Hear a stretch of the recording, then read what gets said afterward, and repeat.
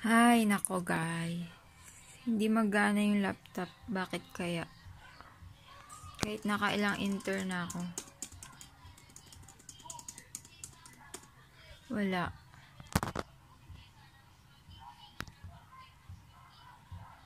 Pero, yan, ito lang gumagana.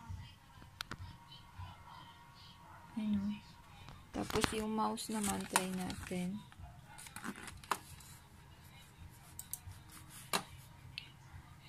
Wala, ayaw din.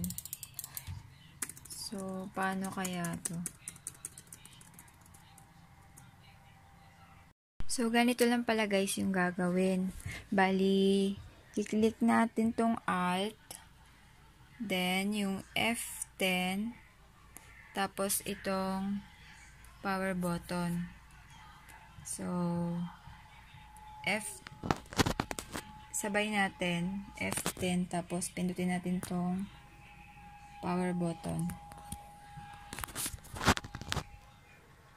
Yan. Tapos pag lumabas na yung Aspire, pwede na nating bitawan. Tapos yan.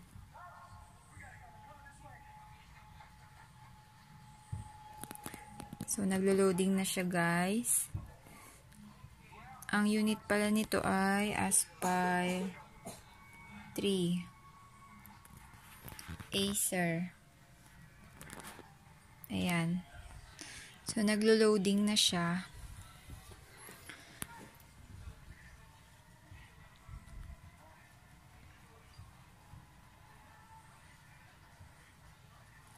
Antay lang natin. Ayan. Ayan yung lalabas. So, kukontinue ko lang kasi ang problema lang naman ito ay hindi mag-open yung Windows. Naka-standby lang siya sa wallpaper or screensaver ba yun? So, continue natin.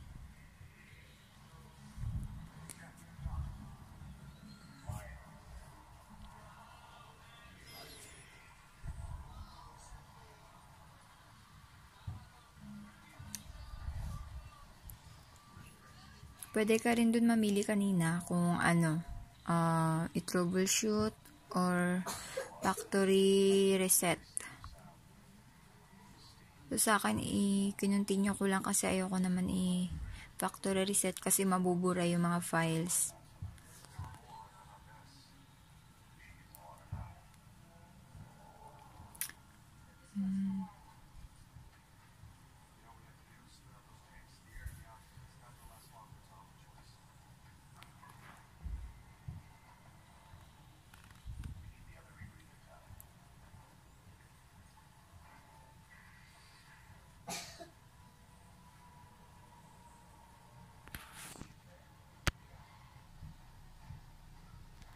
Ayan. Yan lang kanina lumalabas ayaw mag-proceed.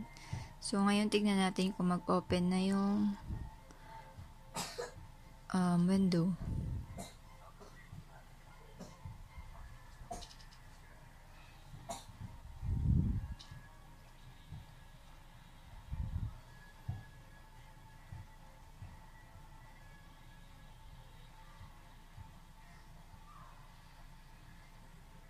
Ayun. So, nag-open na siya guys. Salamat naman.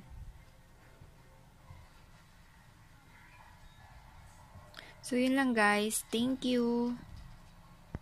Sana may natutunan kayo sa video na to. Thank you guys. Bye-bye.